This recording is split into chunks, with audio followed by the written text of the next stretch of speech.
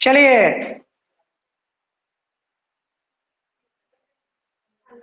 कल विगत जो क्लास हुई थी उसमें अर्थव्यवस्था का, बेरोजगारी का जो चैप्टर था उसकी कल समाप्ति कर दी गई। उसको कल समाप्त कर दिया गया। उसमें एक टॉपिक मैंने आपको दिया था करके लाने के लिए कि भाई बेरोजगारी को खत्म करने के लिए सरकार के द्वारा कौन कौन सा स्टेप लिया गया है ना। तो जब से देश आजाद हुआ है तब से इस देश में बेरोजगारी और गरीबी हट ही रही है, लेकिन अभी तक वो हट नहीं पाई। तो सरकार ने क्या क्या स्टेप उठाए हैं पुराने समय में भी और नए समय में भी, खास करके नए समय में जो सरकार के द्वारा स्टेप उठाए गए हैं, मैंने कहा था उसकी एक सूची बनाइएगा। पता नहीं आपने बनाया है या नहीं बनाया है। यदि बनाया है तो अभी तत्काल आप तुरंत आप लोग मेरे व्हाट्सएप पे डाल दीजिए, और नहीं बनाए होंगे तो कोई बात नहीं, मुबारक हो आपको, है ना। कल कल डाल दीजिएगा, है ना। क्लास में रहते आप तो लात जूता मिलता, लेकिन अब मोबाइल फोड़ के तो मारा नहीं जा सकता, है ना। इसलिए कोविड कवच है तुम लोगों के साथ, जो तुम लोगों की सुरक्षा कर रहा है। चलो, तो बेरोजगारी खत्म हो चुकी है। मुझे उम्मीद है वो जो टॉपिक मैंने दिया है वो टॉपिक पहले आप करके देंगे, फिर आगे बात करेंगे। और अभी मुझे उम्मीद है कि आप सबों ने पीछे का रिवीजन किया होगा, तो आज तो मैं पूछूंगा पहले पीछे की चीजों को, और जब पीछे की चीजें आप क्लियर बता देंगे तब मैं एक नए चैप्टर की आज शुरुआत करनी है हम लोगों को। वह नया चैप्टर है कृषि, है ना। एग्रीकल्चर। एग्रीकल्चर इंडियन इकोनॉमी का एक बड़ा चैप्टर है, एक बड़ा संदर्भ है वो। और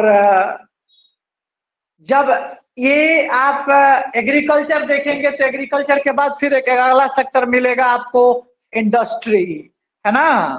तो वहां इंडस्ट्री भी देख लेंगे, है ना। तो चलिए,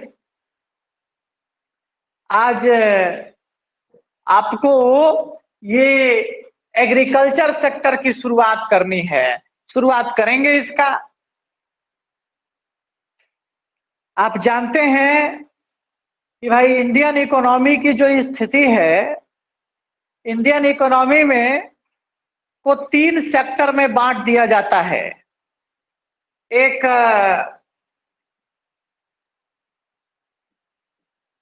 कल भी मैंने इस पर बात किया था आपसे, प्राथमिक क्षेत्रक, द्वितीयक क्षेत्रक और तृतीयक क्षेत्रक। Primary sector, secondary sector and tertiary sector, ये 3 सेक्टर हैं। में ये प्राथमिक सेक्टर वाला जो है उसी से ये कृषि का संबद्ध है, उसी से कृषि की संबद्धता है ना। तो जो कृषि की संबद्धता आप देख रहे हैं इस प्राइमरी सेक्टर से, तो प्राइमरी सेक्टर में कृषि का महत्वपूर्ण रोल है, कृषि की महत्वपूर्ण भूमिका है। और एक तरह से अगर आप प्राथमिक सेक्टर में बात करिएगा तो उसमें कई सारी चीजें शामिल हैं। कृषि उसका एक पार्ट है, कृषि भी उसका एक अंग है। तो सबसे पहला अगर टॉपिक इसमें कुछ देखना है तो एक तो इसका इंट्रो कर सकते हैं, और दूसरा कि importance of agriculture in Indian economy, है ना। इंडियन इकोनॉमी में इसका क्या इम्पोर्टेंस है, थोड़ा इसको भी जान लेना है, थोड़ा इसको भी समझ लेना है कि एग्रीकल्चर का क्या इम्पोर्टेंस है, उसकी क्या समझ है। तो सबसे पहला चीज या सबसे जो इम्पोर्टेंट इसकी बात है, आप हेडिंग बना लीजिए कि भारतीय अर्थव्यवस्था में कृषि का महत्व, importance of agriculture in Indian economy.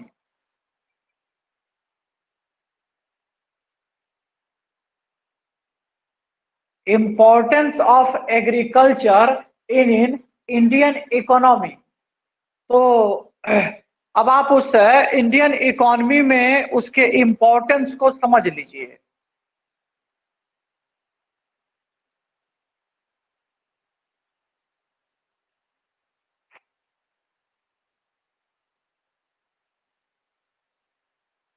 देखिए, एक तो अगर हम बात करें कि भाई एग्रीकल्चर का, तो एग्रीकल्चर जो है वो भारतीय अर्थव्यवस्था का रीढ़ है। यानी भारतीय अर्थव्यवस्था जो चलती है, उसका जो संचालन होता है, उसमें बहुत उस अर्थव्यवस्था को समन्वित ढंग से चला पाने के लिए अगर कोई तत्व सबसे अधिक जिम्मेदार है तो वह है एग्रीकल्चर। एग्रीकल्चर ही उसको ठीक ढंग से चला पा रही है। दो तीन बातें हैं यहां समझिए। द्वितीयक सेक्टर जो है इसको विनिर्माण सेक्टर कहते हैं, मैन्युफैक्चरिंग सेक्टर कहते हैं। तो मैन्युफैक्चरिंग सेक्टर जो है, इसमें अगर किसी चीज को मैन्युफैक्चर करना है तो इसके लिए तो ये रॉ मटेरियल कौन देता है? यही प्राइमरी सेक्टर देता है, यही एग्रीकल्चर देता है। अगर ये एग्रीकल्चर ना हो, अगर यह कृषि ना हो, तो इन सेक्टर्स के लिए रॉ मटेरियल मिलना मुश्किल हो जाएगा, रॉ मटेरियल नहीं मिल पाएगा, है ना। तो ऐसी स्थिति में बड़ा विकट हालात पैदा हो जाता है। बड़े जैसे अभी एक उद्योग का बात करता हूं मैं आपसे। एक आपने नाम सुना होगा शुगर केन इंडस्ट्री का, जिसको गन्ना उद्योग कहा जाता है, और इससे चीनी जो है वो निकलती है, चीनी का प्रोडक्शन होता है। तो चीनी का प्रोडक्शन होता है तो उसके लिए शुगर केन चाहिए, उसके लिए गन्ना चाहिए। और ये शुगर केन जो है ये कहाँ पैदा होगा? एग्रीकल्चर में, है ना, कृषि में। अगर एग्रीकल्चर नहीं हो, यदि शुगर केन का प्रोडक्शन नहीं हो, तो चीनी कहां से बनेगा? आज चीनी का दाम इतना तेज गति से क्यों बढ़ रहा है? चीनी के प्राइस इतने तेज गति से बढ़ने का स्पष्ट कारण है कि जो मांग और आपूर्ति के बीच का जो संतुलन है, जो डिमांड और सप्लाई के बीच का बैलेंस है, वो काफी हद तक ब्रेक हो चुका है, वो काफी हद तक टूट चुका है। यानी जितनी मात्रा में इस इंडस्ट्री को शुगर केन चाहिए, उतनी मात्रा में नहीं मिल पाता है। रिजल्टेंट ये है कि जो शुगर का प्रोडक्शन है वो भी नीचे जा रहा है, लेकिन डे बाय डे पॉपुलेशन तो इंक्रीज कर रहा है, उसमें तो वृद्धि हो रही है। तो पॉपुलेशन बढ़ रहा है और जितना मात्रा में उसको चीनी चाहिए उसमें कमी आ रही है। नतीजा जो डिमांड और सप्लाई का अंतर है वो जन्म ले रहा है, और उसकी कीमतें क्या हो रही हैं? बढ़ रही हैं, उसकी कीमतों में वृद्धि हो रही है। तो कुल मिला के मेरे कहने का मतलब यहाँ सीधा सीधा है कि ये प्राइमरी सेक्टर एक इस द्वितीयक सेक्टर के लिए भी आपका रॉ मटेरियल का काम करता है। अगर शायद प्राइमरी सेक्टर का विकास नहीं हो तो ये द्वितीयक जो सेक्टर है, ये जो विनिर्माण क्षेत्रक है, ये आगे नहीं बढ़ पाएगा, इसमें वृद्धि नहीं हो पाएगी, है ना।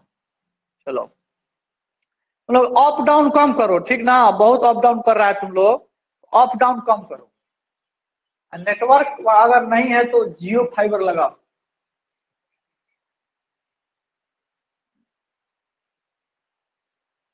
तो चलो, और उसके बाद रही बात तृतीयक सेक्टर के लिए, तो एक और बात यहाँ देखिए, जो ये द्वितीयक या तृतीयक सेक्टर जो हैं, जो सेकेंडरी एंड टर्शियरी सेक्टर है, इस सेकेंडरी एंड टर्शियरी सेक्टर के लिए एक बाजार चाहिए, एक मार्केट चाहिए।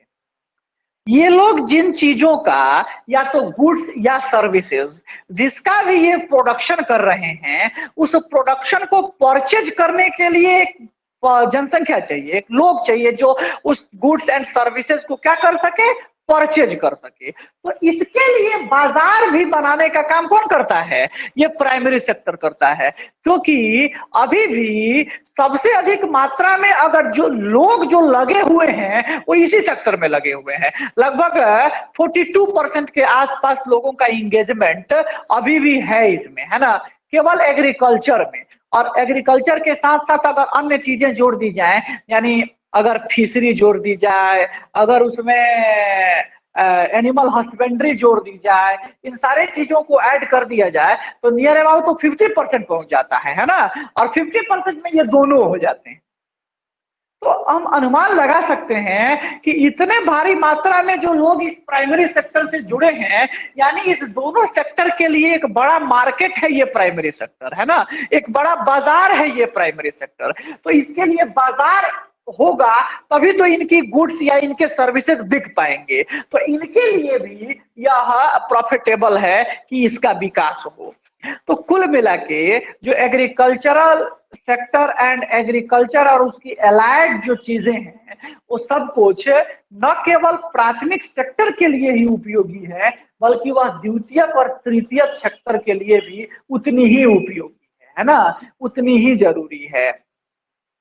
कुल मिला के और भी कई ऐसी चीजें हैं जहां ये प्राइमरी सेक्टर तुम्हें योगदान कर सकता है अर्थव्यवस्था में। एक वैसे ही तुम देख सकते हो कि जैसे प्राइमरी सेक्टर से बहुत ऐसे फसल उत्पादित होते हैं जिनका एक्सपोर्ट होता है, जिनका निर्यात होता है। आप सुने होंगे बासमती चावल, है ना। तो बासमती चावल कृषि के क्षेत्र में अगर निर्यात होने वाला सबसे ज्यादा अगर कोई प्रोडक्ट है तो वह है बासमती चावल, है ना। और अगर पूरा प्राइमरी सेक्टर ले लीजिएगा केवल कृषि को छोड़ के, कृषि को ऐड करके, अगर पूरा प्राइमरी सेक्टर की गणना करेंगे कि प्राइमरी सेक्टर में सबसे ज्यादा कौन से वस्तु का निर्यात हुआ है, तो आर्थिक सर्वेक्षण 2020-21 का आंकड़ा है कि 2020-21 के डाटा के अनुसार पूरे प्राइमरी सेक्टर में सबसे अधिक यदि किसी का निर्यात हुआ है तो वह है समुद्री प्रोडक्ट, सी प्रोडक्ट्स, है ना, वो सबसे अधिक मात्रा में एक्सपोर्ट हुए हैं। और दूसरा नंबर जो है वो बासमती चावल का है, दूसरा नंबर पूरे प्राइमरी सेक्टर में। लेकिन अगर स्पेसिफिक एग्रीकल्चर में पूछा जाए तो सी प्रोडक्ट एग्रीकल्चर में आएगा नहीं। अब प्राइमरी सेक्टर में जरूर आता है लेकिन वो एग्रीकल्चर में नहीं आएगा, है ना। तो अगर केवल ये पूछा जाए कि कौन सी एग्रीकल्चरल गुड्स का सबसे ज्यादा एक्सपोर्ट हुआ है तो उसका आंसर होगा बासमती चावल। और अगर पूछा जाए कि प्राथमिक क्षेत्रक में प्राइमरी सेक्टर में सबसे ज्यादा एक्सपोर्ट किस चीज का हुआ है तो उसका उत्तर है समुद्री प्रोडक्ट, है ना, समुद्री उत्पाद, सी प्रोडक्ट, है ना। चलिए, तो इस प्रकार से ये सरप्लस प्रोडक्शन करके निर्यात भी को भी बढ़ाती है ना। तो जो निर्यात हुआ है उस निर्यात से क्या होता है, असर पड़ता है फॉरेक्स पर, है ना। यानी हमारी विदेशी मुद्रा भंडार में क्या होता है, वृद्धि होता है ना, उसमें वृद्धि होती है, वो मजबूत होता है। तो इसमें भी इसका योगदान है, इस प्राइमरी सेक्टर का, है ना। तो ये सब अर्थव्यवस्था में इसके योगदान है। कितने योगदान निकाले जा सकते हैं और भी कितने कंट्रीब्यूशन इसके निकाले जा सकते हैं। जैसे एक दो और बता देते हैं। इतनी बड़ी जनसंख्या है और इस जनसंख्या के लिए खाद्य सुरक्षा उपलब्ध कराने का काम कौन सा सेक्टर कर रहा है? यही कर रहा है, प्राइमरी सेक्टर कर रहा है। लोगों को फूड सिक्योरिटी देने का काम कर रहा है।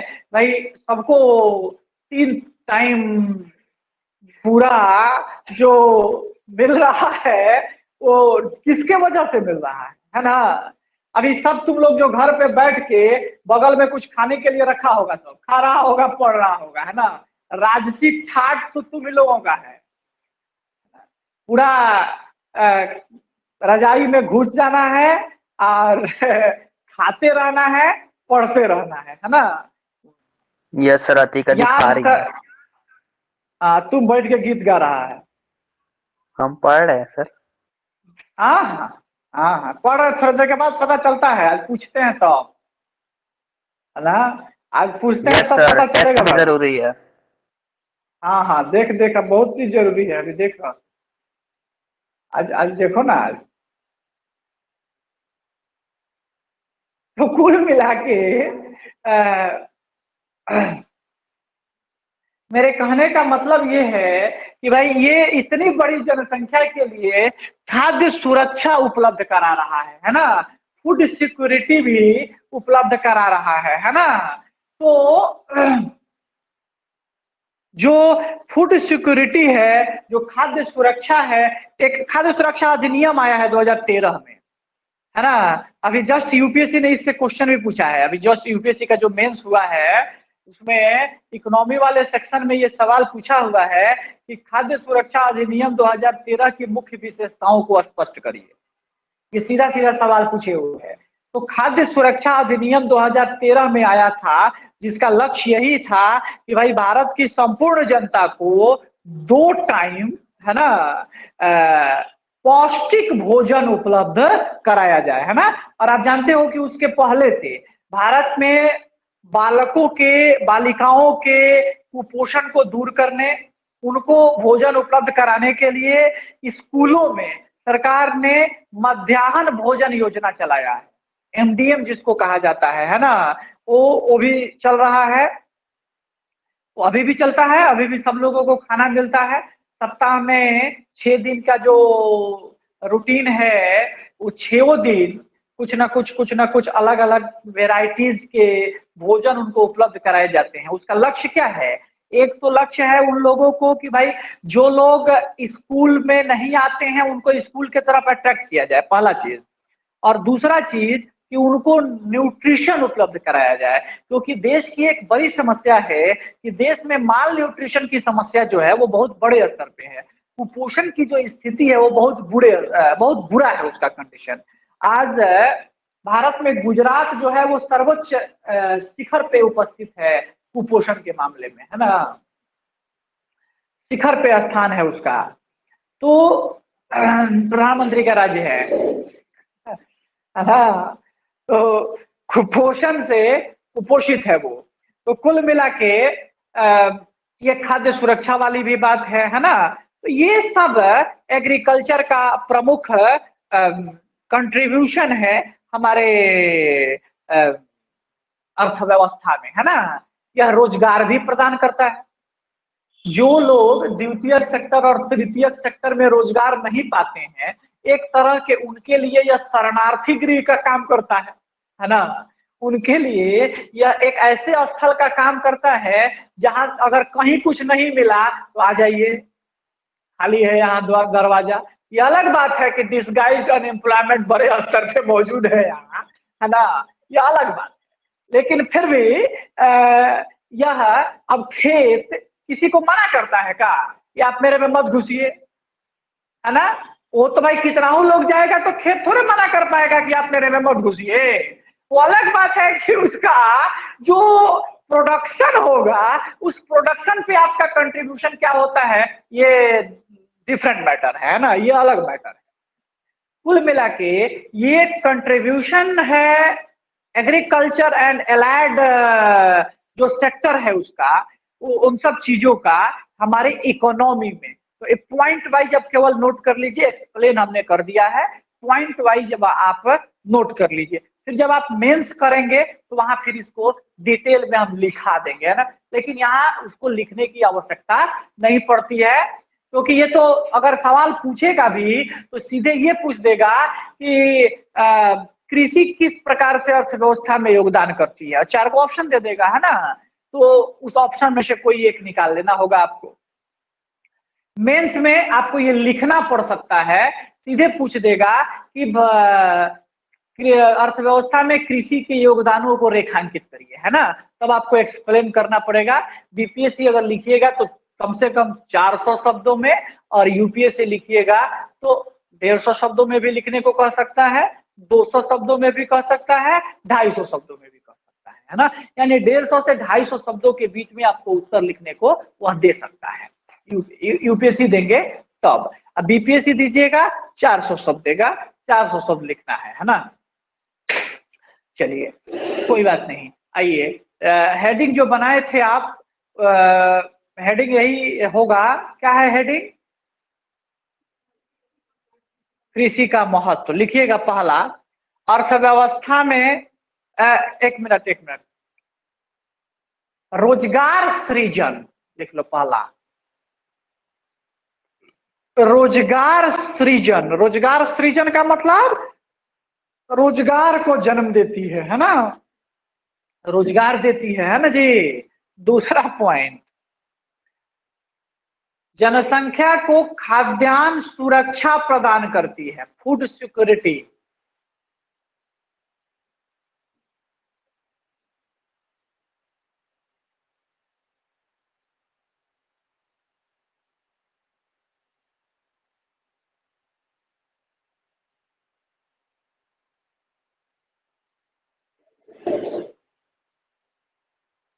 Food security, okay. नेक्स्ट, द्वितीयक और तृतीयक क्षेत्र के लिए बाजार पैदा करती है।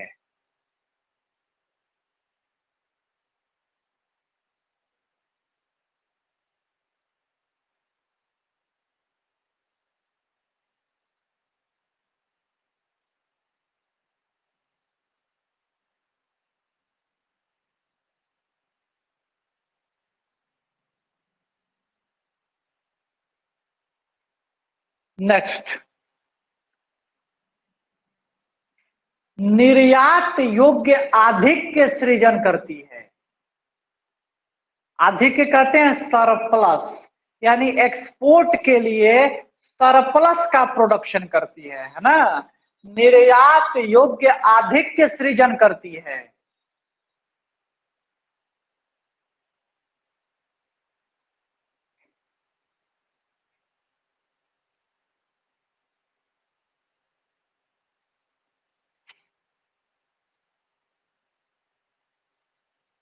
गरीबी उन्मूलन में महत्वपूर्ण भूमिका निभाती है। लोगों को रोजगार वगैरह मिलता है तो लोगों के पास इनकम क्या होता है, बढ़ता है ना। लोगों के इनकम में वृद्धि होती है।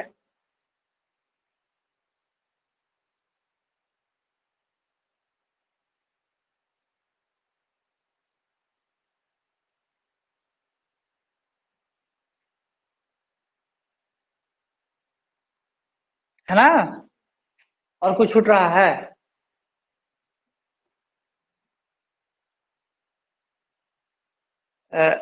आगे, द्वितीयक सेक्टर के लिए कच्चा माल पैदा करती है। द्वितीयक क्षेत्रक के लिए कच्चा माल पैदा करती है, यानी रॉ मटेरियल जन्म देती है।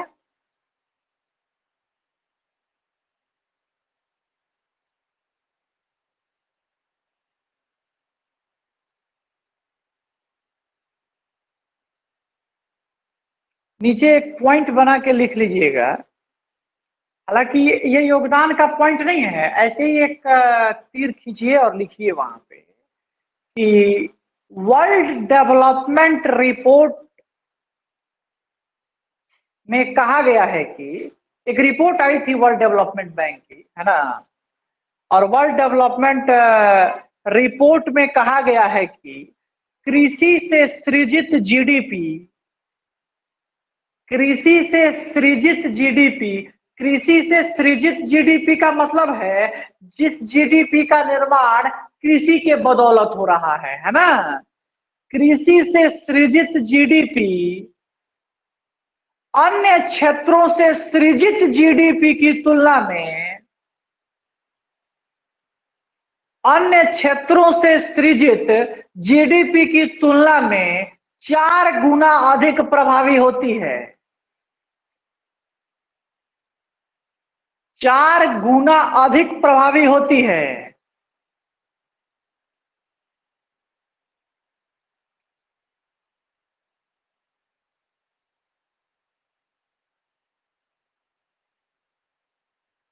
है ना, ये बहुत इंपॉर्टेंट बात है जिसको वर्ल्ड डेवलपमेंट बैंक ने प्रकाशित किया, है ना। वर्ल्ड डेवलपमेंट बैंक का रिपोर्ट आया और उस वर्ल्ड डेवलपमेंट बैंक के रिपोर्ट में क्या कहा गया कि भाई जो जिस जीडीपी का उत्पादन, जिस जीडीपी का प्रोडक्शन कृषि के बदौलत हो रहा है, यानी वह ग्रॉस डोमेस्टिक प्रोडक्ट जिसका सृजन, जिसका क्रिएशन एग्रीकल्चर के बदौलत हो रहा है, वह ज्यादा इफेक्टिव है। वो भी कितना, 4 टाइम्स। जो उद्योग और जो टर्शियरी सेक्टर है, यानी सेकेंडरी एंड टर्शियरी सेक्टर के बदौलत जिस जीडीपी का निर्माण होता है, उस जीडीपी से 4 टाइम्स ज्यादा इफेक्टिव है एग्रीकल्चरल जीडीपी, है ना। इसका कारण है, क्यों ऐसा कहा गया, क्योंकि अगर एग्रीकल्चरल जीडीपी बढ़ता है तो वह न केवल प्राइमरी सेक्टर और उसी में जुड़े हुए लोगों को लाभ देता है, ऐसा नहीं होता है। अगर एग्रीकल्चरल जीडीपी में वृद्धि होती है तो उसमें तो जो लोग लगे हुए हैं उनको तो लाभ मिलेगा ही, अन्य लोगों को भी लाभ मिलता है। अन्य लोगों को भोजन के लिए खाद्य सुरक्षा मिलती है, बढ़ेगा उत्पादन तबे ना।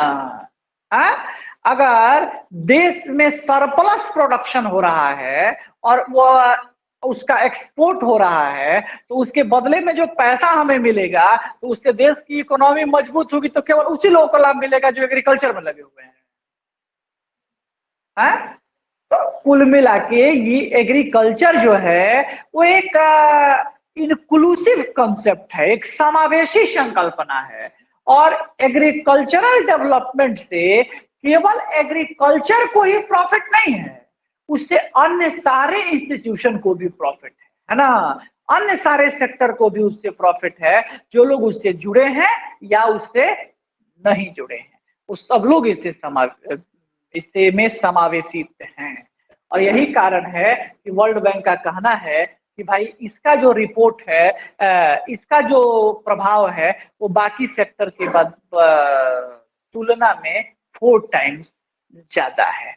चलिए थोड़ा सा हेडिंग बनाइए और लिखिएगा कि कृषि, या ऐसे लिखो कि कंपोनेंट्स ऑफ प्राइमरी सेक्टर, कि प्राथमिक क्षेत्र के घटक, कंपोनेंट्स ऑफ प्राइमरी सेक्टर।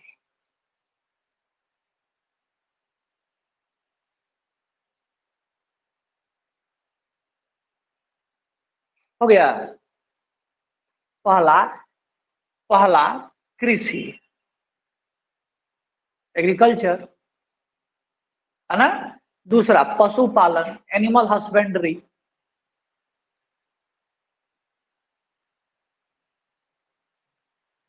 हो गया। तीसरा वानिकी और लकड़ी काटना, वानिकी और लकड़ी काटना, forestry and logging, forestry and logging.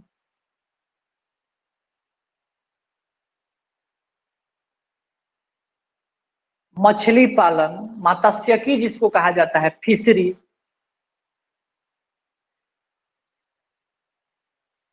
ये सब जो हैं कंपोनेंट्स हैं किसके, प्राइमरी सेक्टर के, है ना। अब आपसे सवाल ये भी बन सकता है कि निम्न में से कौन कौन सा जो भाग है वो प्राथमिक सेक्टर से संबद्ध है ना। तो प्राथमिक सेक्टर से संबद्ध भाग कौन कौन है भाई? तो एग्रीकल्चर, वानिकी और लकड़ी काटना, है ना, पशुपालन और मछली पालन, है ना। ये सब प्राथमिक सेक्टर के ही भाग हैं, प्राइमरी सेक्टर के ही भाग हैं, है ना। चलिए आगे बढ़िए।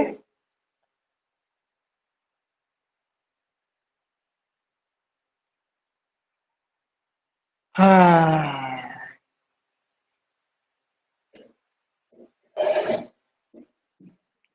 अब जो है एक चीज यहीं पे उसको आप खत्म ही कर लीजिए, है ना। विभिन्न पंचवर्षीय योजनाओं में कृषि का वृद्धि दर, हेडिंग बनाइए कि विभिन्न पंचवर्षीय योजनाओं में कृषि का वृद्धि दर, है ना, growth rate of agriculture in different 5 years plan.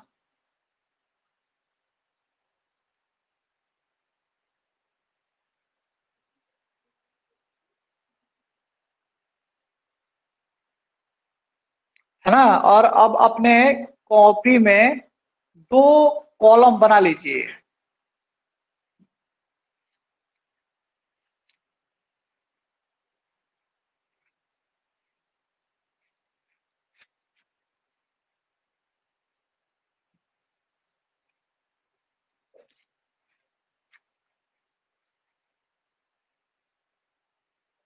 दो कॉलम अपने कॉपी में बना लीजिए।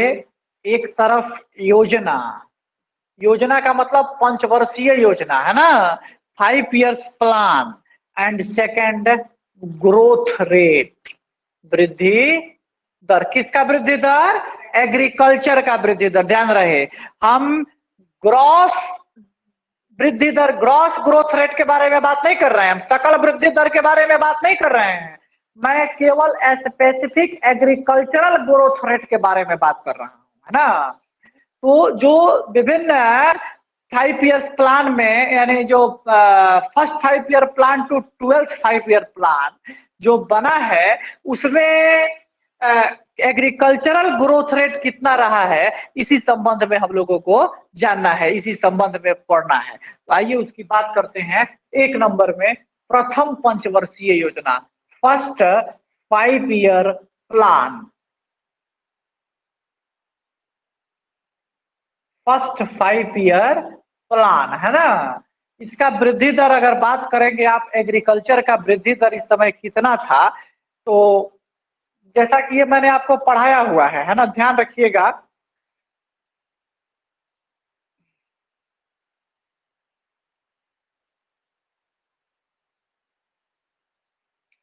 पहला जो पंचवर्षीय योजना रहा है, इस योजना का कार्यकाल रहा है कब से कब तक? तो 1951 टू 56, है ना। ये फर्स्ट 5 year प्लान का टेन्योर रहा है ना, अवधि रही है। इसमें एग्रीकल्चरल ग्रोथ रेट अगर बात करें एग्रीकल्चर का, तो कितना था? तो इसमें था 2.71, 2.71।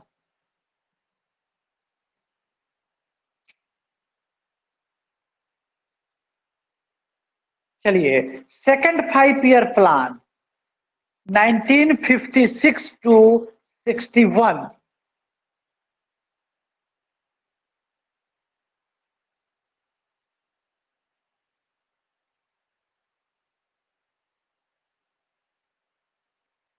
अगर ग्रोथ रेट के बारे में बात करेंगे तो 3.15, 3.15 थर्ड 5 year प्लान।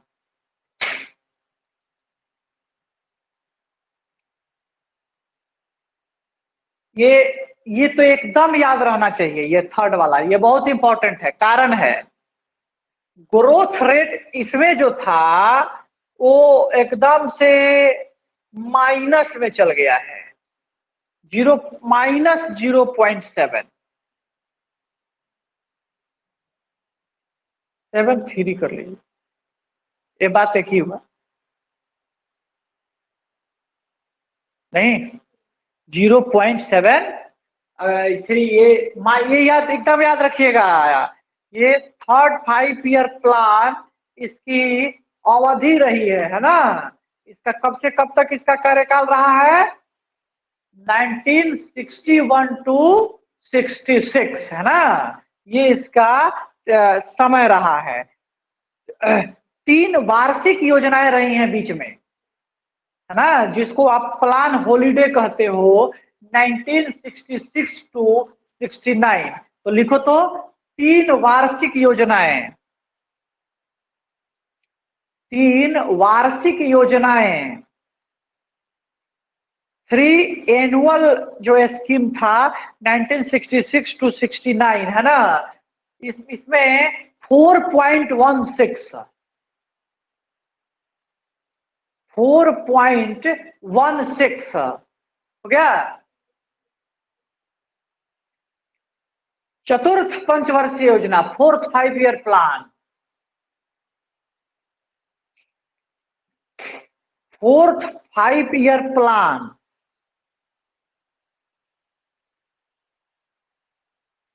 2.57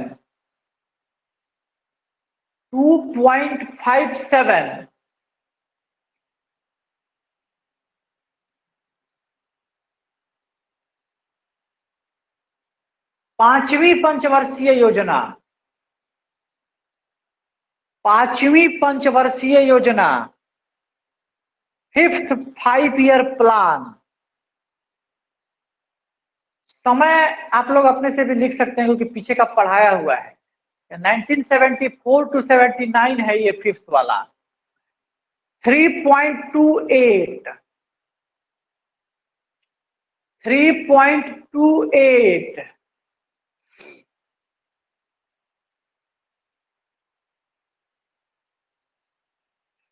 छठी 6th 5 ईयर प्लान, 2.52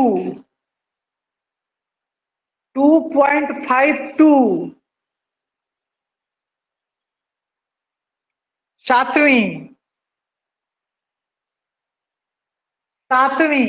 3.47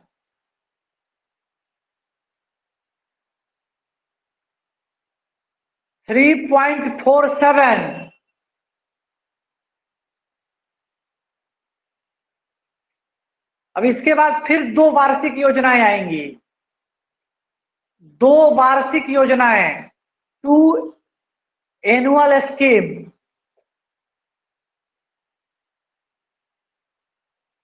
1990 से 92 के बीच में रही है ये 2।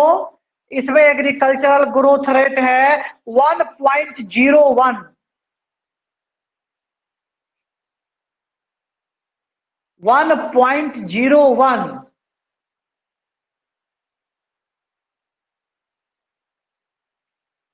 आठवीं पंचवर्षीय योजना,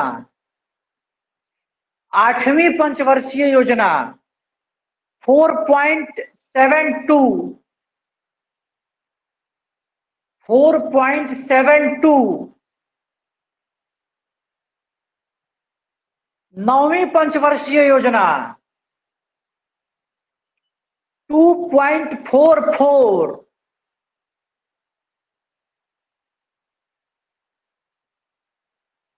2.44।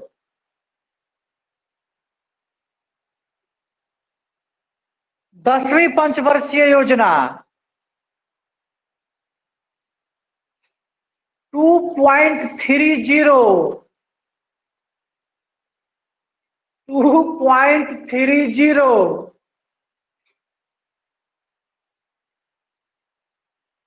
11वीं पंचवर्षीय योजना 3.30,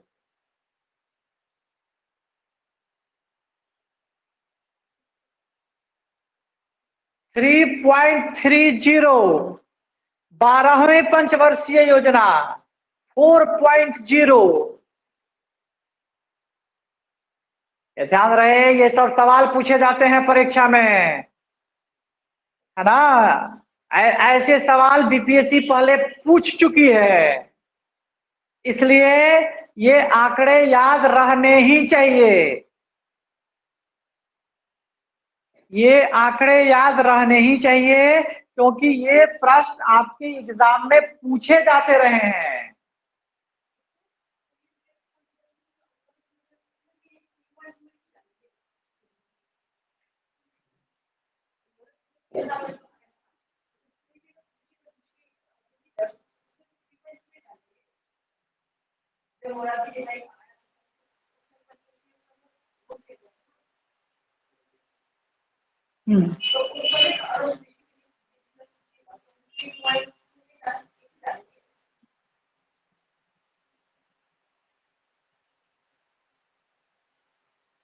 चलिए, इस प्रकार ये जो है आपके कृषि से संबंधित जो विभिन्न पंचवर्षीय योजनाओं में विकास हुआ है उसके बारे में बात है ना। अब थोड़ा आंकड़ा और है, उसको भी नोट करिए, है ना। इकोनॉमी है, आंकड़े तो रहेंगे ही इसमें, बिना आंकड़े के इकोनॉमी का खेल नहीं है ना। तो कहानी लिखने से कुछ फायदा इसमें होता नहीं है। ये अपना इस सब्जेक्ट का अपना एक अलग नेचर है। अब हेडिंग बनाइए, भारतीय कृषि का वर्तमान परिदृश्य, current scenario of Indian agriculture.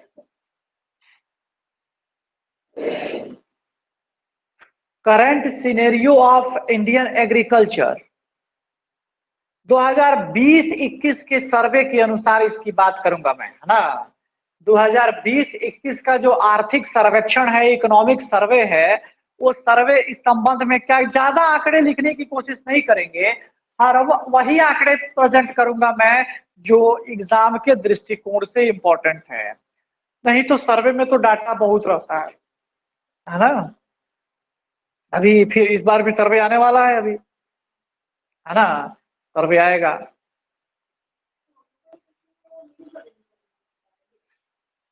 हाँ, न्यूज सर्वे भी अपडेट करना पड़ेगा, है ना। न्यूज सर्वे भी आपकी परीक्षा में अपडेट करना पड़ेगा, क्योंकि अब परीक्षा जब अप्रैल में चली गई है तो अब तो इधर वाली चीजें थोड़ी देखनी ही पड़ेगी, है ना। इधर वाली चीजें थोड़ी देखनी ही पड़ेगी, क्योंकि वो केवल पीछे के चीजों के कर लेने भर से काम नहीं चलने वाला है ना। तो इसलिए कम से कम जनवरी 2021 से लेकर और फरवरी 2022 तक की चीजों को देखना,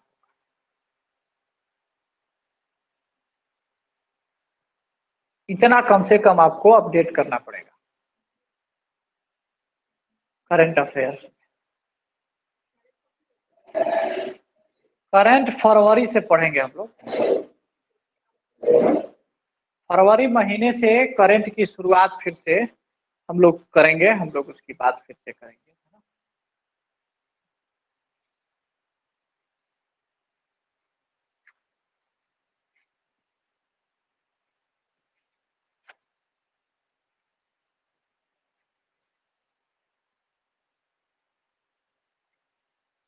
चलिए लिखिएगा कि कोविड-19 महामारी के बावजूद, कोविड-19 महामारी के बावजूद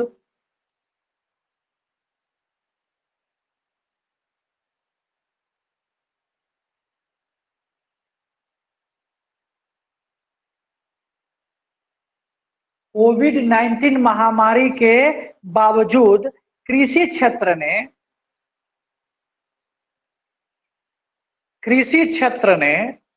2020-21 में 2020-21 में स्थिर कीमत पर, स्थिर कीमत का मतलब जो स्टेबल उसका प्राइस है, स्थिर कीमत पर, तो प्राइस होता है ना, चालू कीमत और स्थिर कीमत, है ना। तो स्थिर कीमत पर 2020-21 में स्थिर कीमत पर 3.4% की वृद्धि दर्ज की है। 3.4% की वृद्धि दर्ज की है।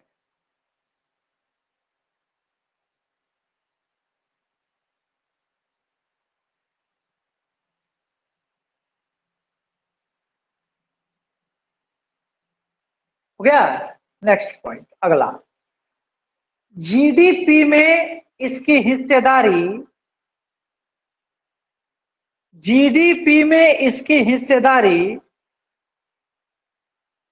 17.8% हो गई है। 17.8% हो गई है।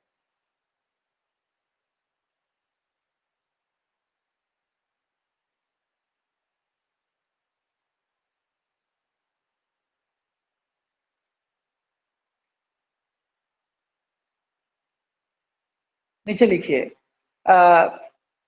कुल कार्यशील जनसंख्या, कुल कार्यशील जनसंख्या वर्किंग पॉपुलेशन है ना, कार्यशील जनसंख्या का 41.49%, 41.49% कृषि कार्य में लगा हुआ है।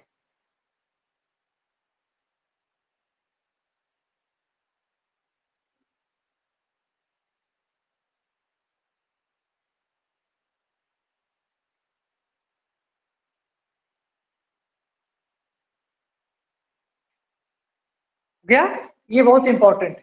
ये 3 जो फैक्ट्स आप लिखे हैं अपने नोट्स में, ये बहुत महत्वपूर्ण है।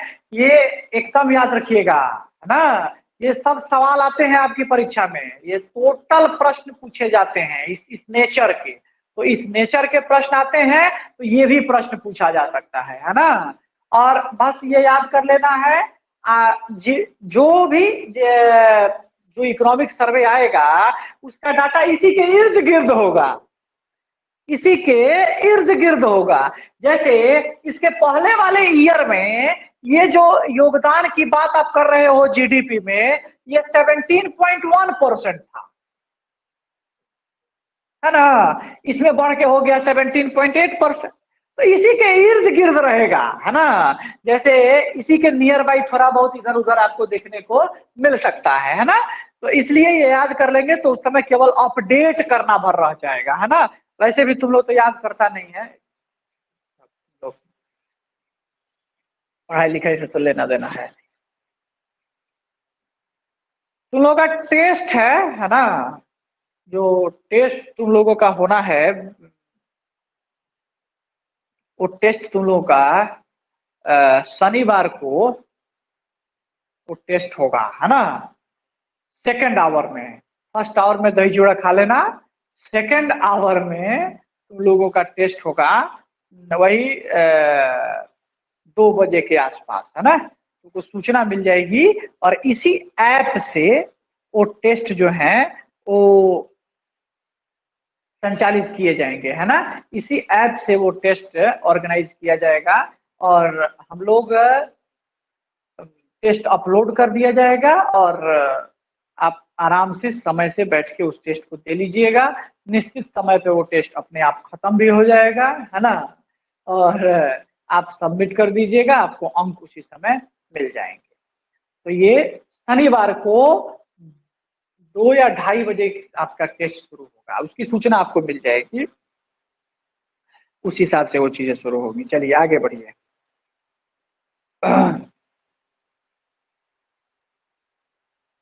हेडिंग बनाइए,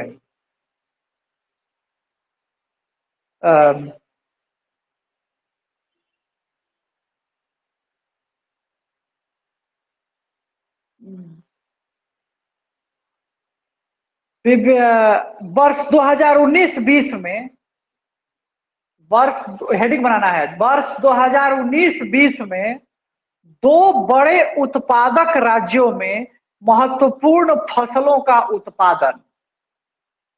वर्ष 2019-20 में 2 बड़े उत्पादक राज्यों में महत्वपूर्ण फसलों का उत्पादन। Production of important crops in 2 largest producing state in 2019-20। वर्ष 2019-20 में 2 बड़े उत्पादक राज्यों में महत्वपूर्ण फसलों का उत्पादन।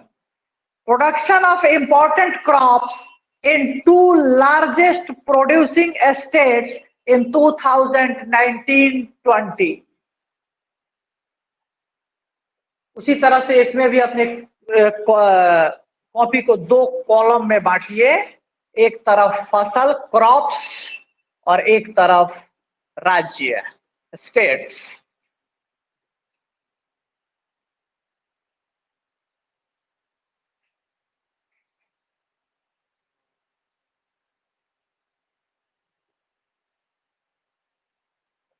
पहला चावल,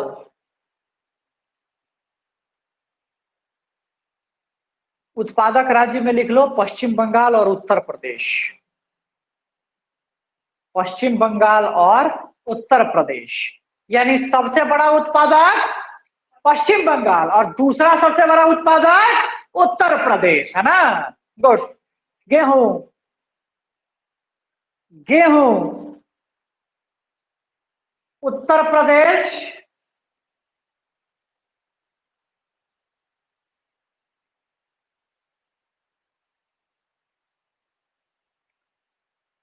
उत्तर प्रदेश और मध्य प्रदेश, यानी गेहूं का सर्वाधिक उत्पादक राज्य यूपी और दूसरा मध्य प्रदेश। मक्का, मक्का कर्नाटक, कर्नाटक और मध्य प्रदेश।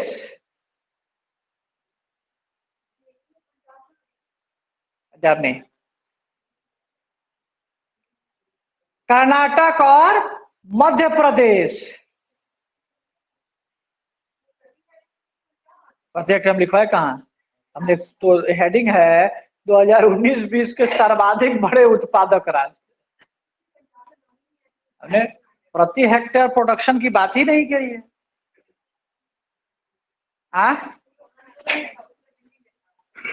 आंदोलन से कम।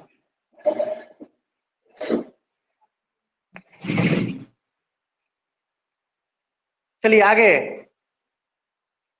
कुल दलहन, कुल दलहन यानी सारे दाल,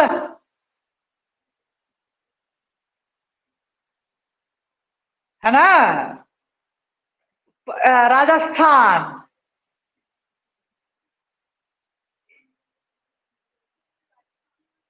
Rajasthan coma Maharashtra.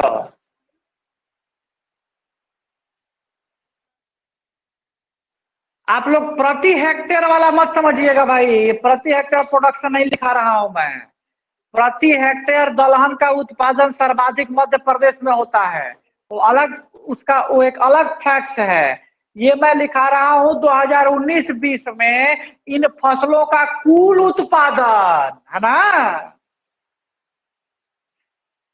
Per hectare में बात नहीं कर रहा, कुल खाद्यान्न।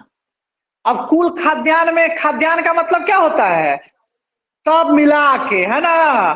तो कुल खाद्यान्न जिसको फूड ग्रेन्स कह सकते हो, है ना जी। तो लिखिएगा उत्तर प्रदेश एक नंबर और दूसरा मध्य प्रदेश।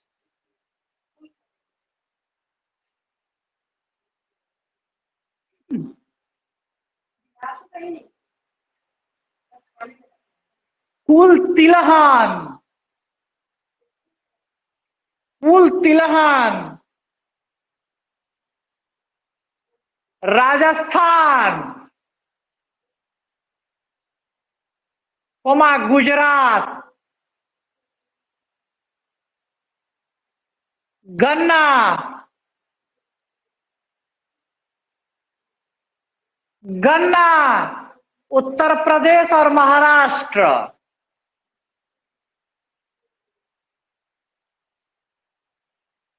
कपास,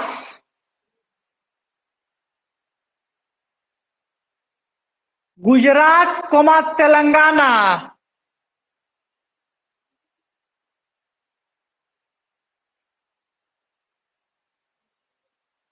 जूट,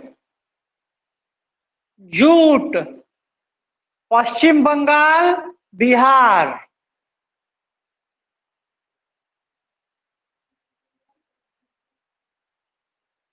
है ना।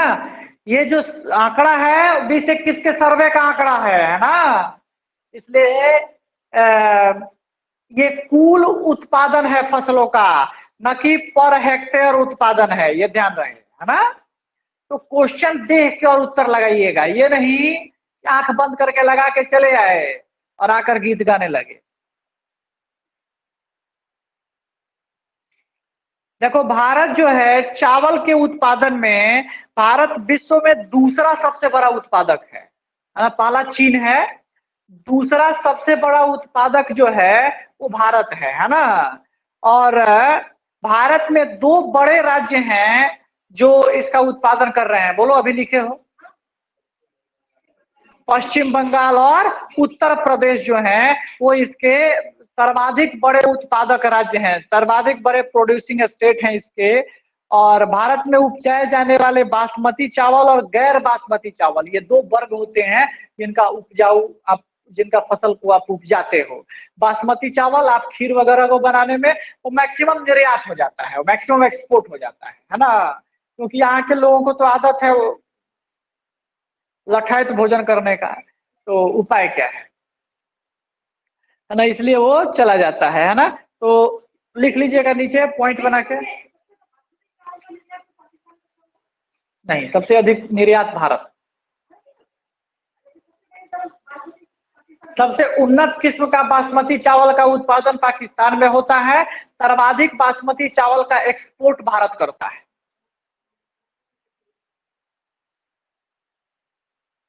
लिखिएगा कि भारत विश्व में चावल का दूसरा सबसे बड़ा उत्पादक है। भारत विश्व में चावल का दूसरा सबसे बड़ा उत्पादक है।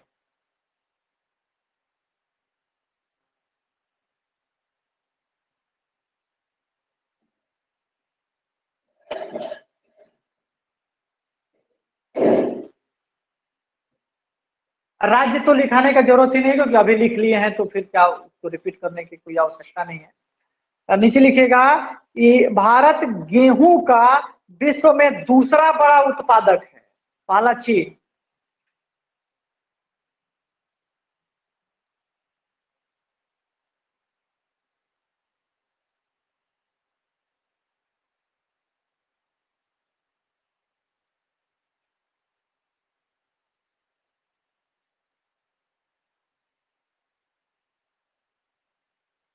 हो गया। नीचे लिखिएगा कि भारत भारत विश्व में दालों का, भारत विश्व में दालों का सबसे बड़ा उत्पादक, प्रोड्यूसर है ना, उपभोक्ता, कंज्यूमर, और आयातक है, इंपोर्टर। भारत विश्व दालों में विश्व का सबसे बड़ा प्रोड्यूसर, यानी सबसे अधिक दाल का उत्पादन करता है, सबसे अधिक दाल को कंज्यूम करता है, उपभोग करता है, और सबसे अधिक दाल मंगाता है। सब काम यही करता है ना। तो जनसंख्या भी तो बहुत है, बिना दाल के खाना नहीं खाएगा सब, है ना। तो दाल सबसे ज्यादा सब पीता है। जब 200 रुपए किलो दाल चल गया था तो सबके हाहार एकदम हाहाकार मचा हुआ था, है ना। लेकिन खैर, तो दालों की दालों का सबसे बड़ा उत्पादक देश विश्व में भारत, सबसे बड़ा उपभोक्ता देश भारत, और सबसे बड़ा आयातक दालों का देश भारत, है ना। नीचे लिखिएगा कुल खाद्यान्न के क्षेत्र का, कुल खाद्यान्न के क्षेत्र के 28% भाग पर दालों की खेती होती है। कुल खाद्यान्न के क्षेत्र के 28% भाग पर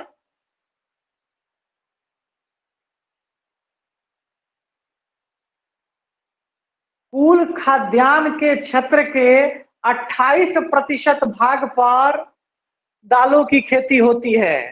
स्पष्ट है कि जितने दालों की खेती होती है, जितना क्षेत्र में खाद्यान्न उपजाया जाता है ना, यानी नकदी फसल नहीं, जो खाने वाली फसलें हैं उनको भारत के जितने प्रतिशत क्षेत्रों में उपजाया जाता है उसके 28% क्षेत्र पर दाल उपजाया जाता है ना। नहीं समझ आया?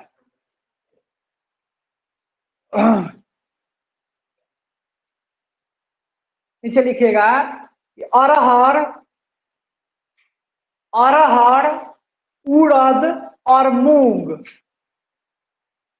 अरहर, उड़द और मूंग, ये सब किसी जानवर का नाम नहीं है, ये दालों के प्रकार हैं, है ना। तो अरहर, उड़द, मूंग ये खरीफ फसल की दालें हैं।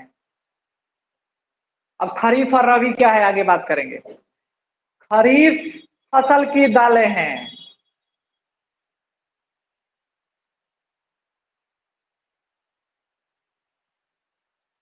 नेक्स्ट, चना, मसूर, उड़द और मूंग, उड़द और मूंग दोनों में है।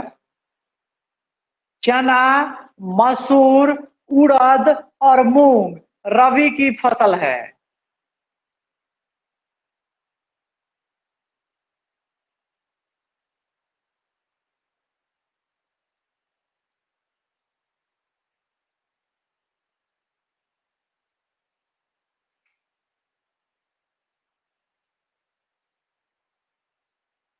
भारत में लिख लो सर्वाधिक दाल में चना का उत्पादन होता है, और चना यहाँ खाने वाले लोगों की संख्या ही कम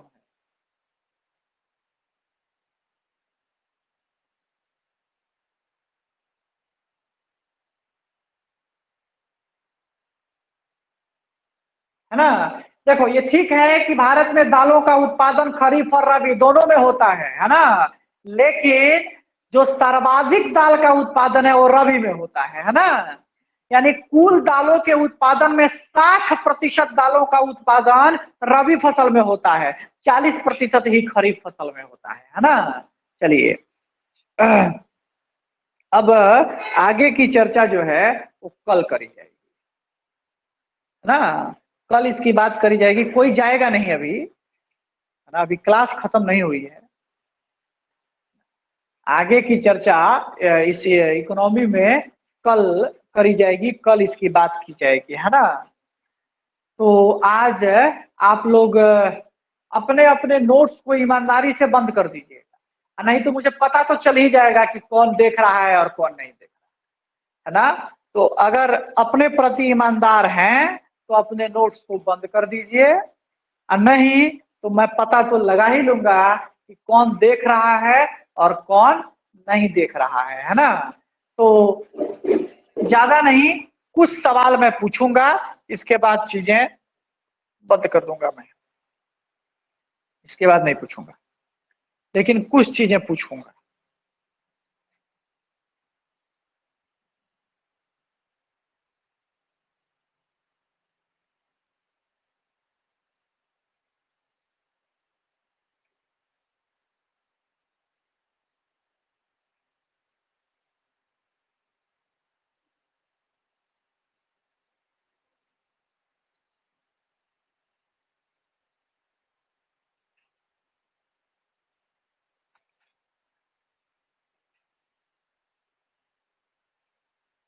चलिए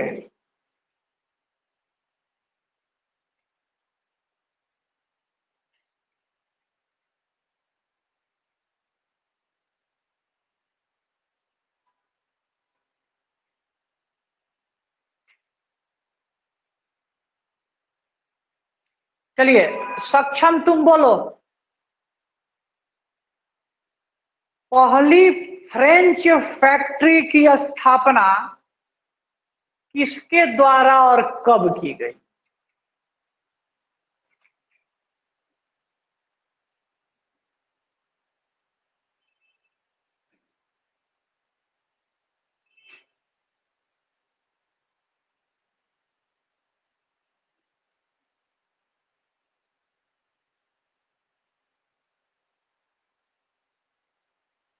बोलिए मिस्टर सक्षम।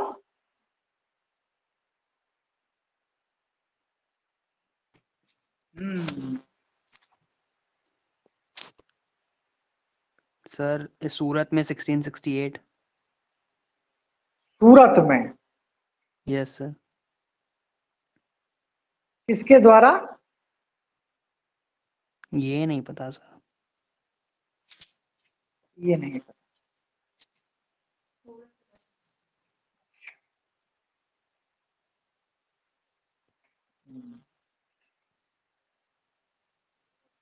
दीपांशी तुम बोलो। सर वो अभी चॉकलेट खा रही हैं। मारेंगे तो ठीक हो जाओगे।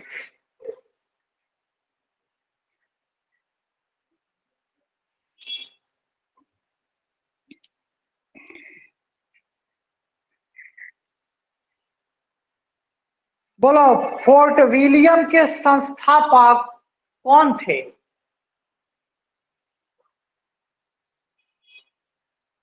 सर गूगल कर रही हैं। चुप हो तुम। सर नहीं नहीं याद है।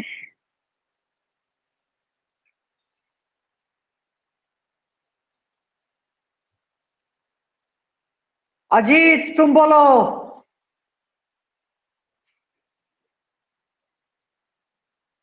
किस, अजीत बोलिएगा, किस अधिवेशन में नेहरू ने कहा था मैं समाजवादी हूं?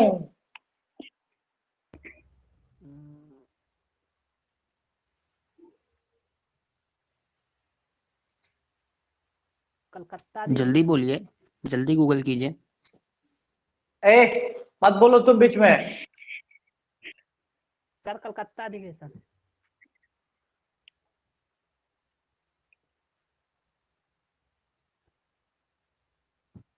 कलकत्ता अधिवेशन, चलिए कहां से आ गया? चलो कोई बात नहीं।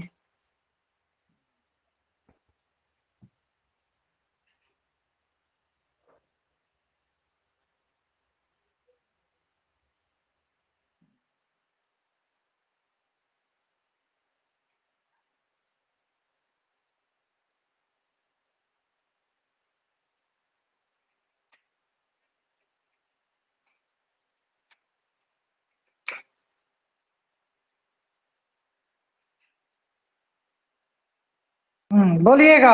अतिका तुम बोलो कि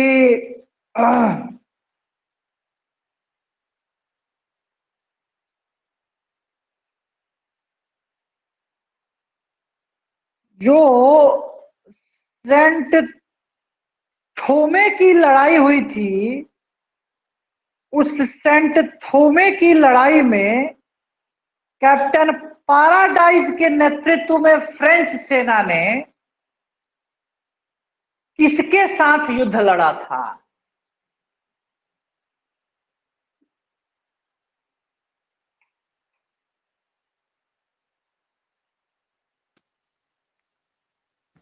सर बता रही हूँ सर, 1 मिनट।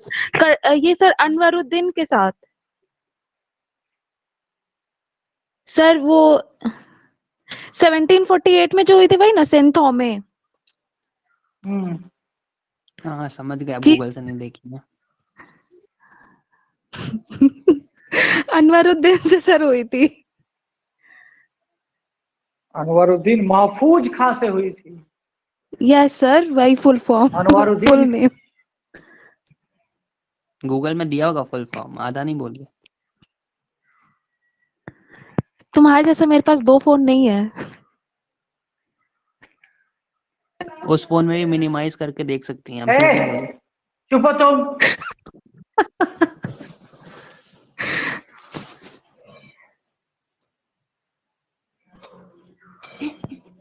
जब अपनी बारी आए तभी बोलिए, बाकी लोग बीच में मत इंटरप्रेट करिए।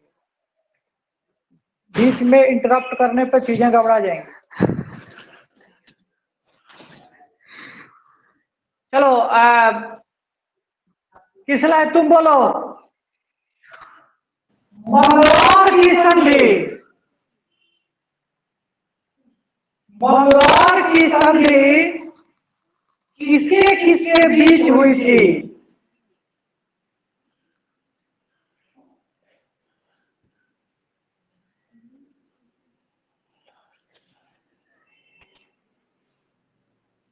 टीपू सुल्तान, टीपू सुल्तान और मैंकोट के बीच। टीपू सुल्तान और मैकाट कहने के बीच।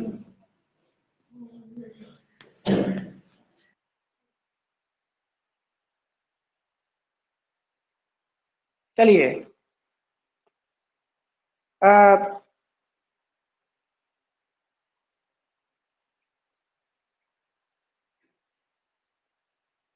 हाँ सपना तुम बोलो।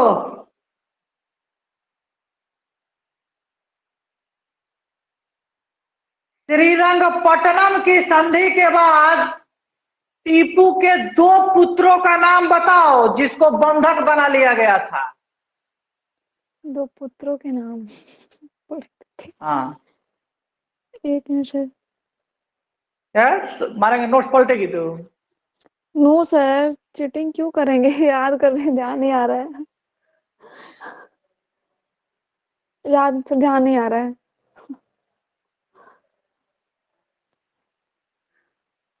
चलिए,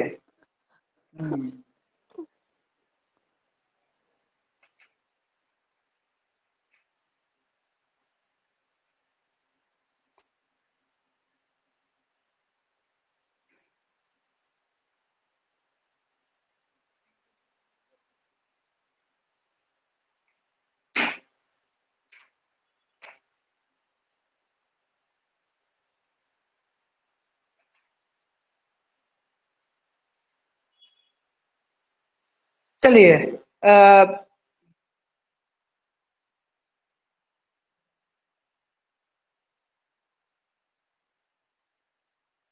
अजीत बोलो बाबू।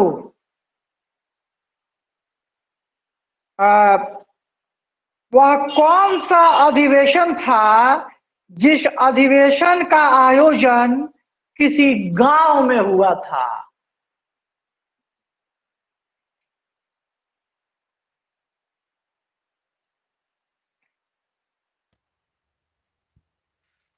बेलगांव सर। बेलगांव, गांव से गांव ना बाहर।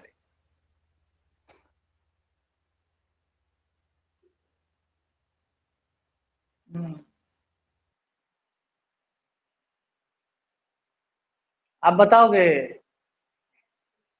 हैजपुर।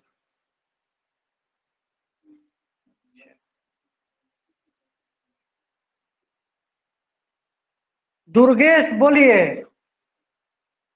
राष्ट्रीय नियोजन समिति का गठन किस अधिवेशन में किया गया था? 1938 में हरिपुरा। हरिपुरा में। सुभाष चंद्र बोस के अध्यक्ष।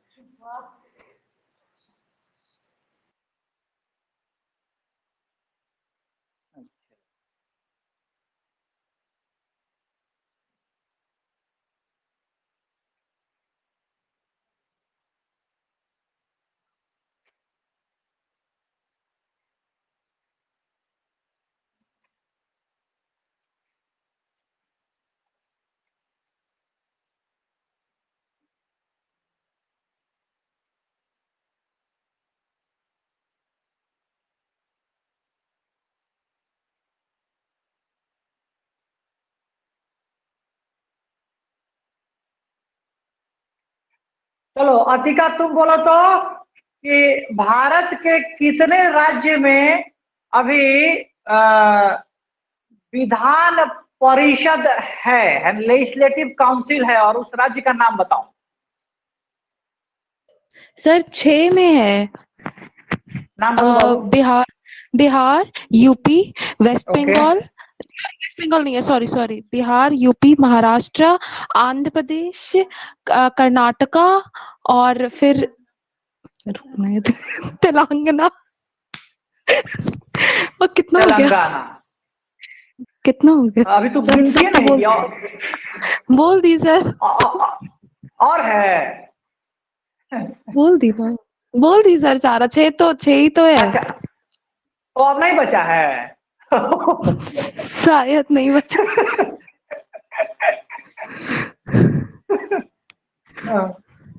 चलिए, कोई बात नहीं। दीपांशी तुम बोलो।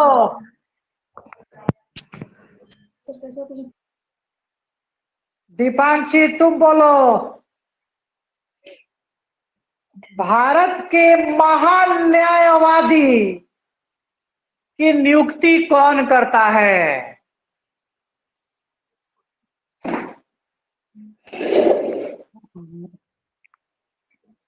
राष्ट्रपति सर। अच्छा, वाह, राष्ट्रपति। चलो सुमन तुम बताओ।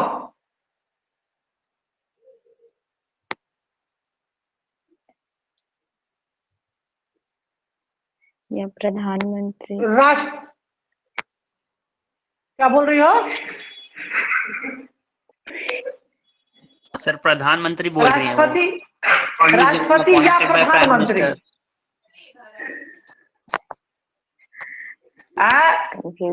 क्या है, प्रधानमंत्री की राष्ट्रपति? अटॉर्नी जनरल किसके द्वारा? राष्ट्रपति। काहे बोली तुम प्रधानमंत्री होंगे? काहे बोली तुम प्रधानमंत्री तो? सर कंफ्यूज हो गई थी सर। जब तुम्हारी बारी खत्म हो गई है, तुम्हारा आंसर सही हो गया है, फिर तुम कंफ्यूज हो रही हो। चलो सुमन तुम बोलो। राष्ट्रपति की पूर्वानुमति से ही आकस्मिक निधि से, कंटिजेंसी फंड जिसको कहा जाता है, उससे व्यय किया जाएगा। ये किस अनुच्छेद में है?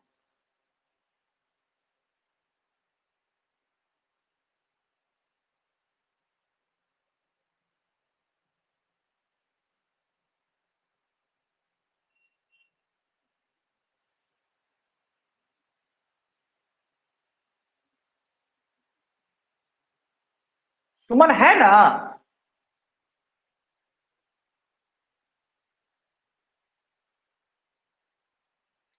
यस सर, सुमन पांडे। सौम्या तुम बोलो।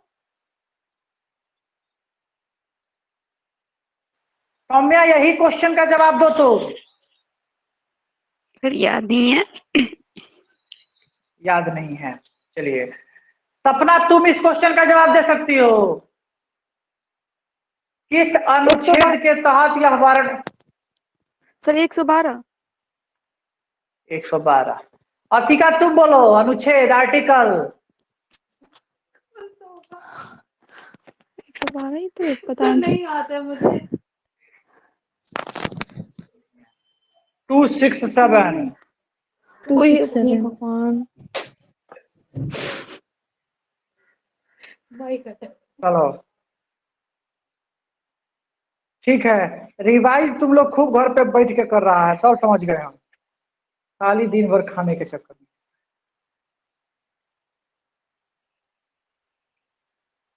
चलो तुम लोग एक काम करो भाई, रिवाइज करके आओ। उस दिन जो तुम लोगों को हम नेशनल मूवमेंट जो दिए हैं का नोट्स तुम लोगों को, उसमें 1857 से लेके और गांधी युग तक कल पूछेंगे।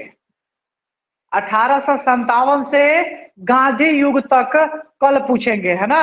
और उसके बाद फिर परसों पॉलिटी का पूछेंगे। कल पॉलिटी का बता देंगे, परसों पॉलिटी पूछेंगे, फिर उसके अगले दिन फिर हिस्ट्री पूछेंगे, है ना? इस तरह से कर करके आगे बढ़ेंगे। और इकोनॉमी खत्म हो जाता है, इकोनॉमी धीरे धीरे रिवाइज करते रहिए आप लोग, फिर इकोनॉमी भी पूछा जाएगा, है ना? चलिए मिलते हैं कल की क्लास में आपके साथ। Thank you. Thank you sir. Thank you sir.